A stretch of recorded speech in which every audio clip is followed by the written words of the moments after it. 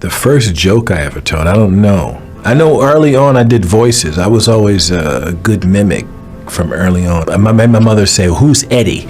Well, what does Eddie sound like? She used to say that to me. But what does Eddie sound like? I was always a cartoon by Daffy Duck or some shit. I walked around the house always doing voices to the point to where my mother, was kind of annoyed with it. Well, who is Eddie? What does Eddie sound like? So what are you talking about? This is me.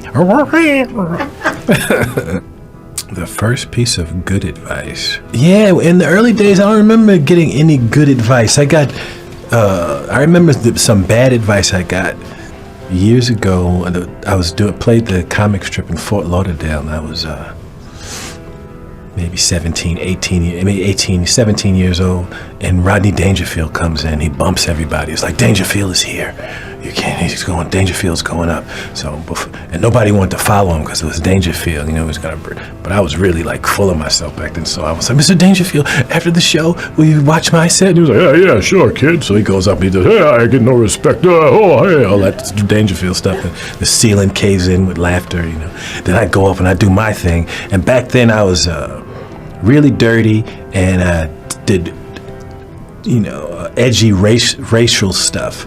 And this is 1980, so it's like this kid on stage doing edgy racial stuff. And so afterwards, Dangerfield sees me and he's like, hey, kid, I don't know where you're going to go with that, with the language and the race stuff. And what are you going to do? You need to do this. Now I was crestfallen. Cut to 2-3 years later.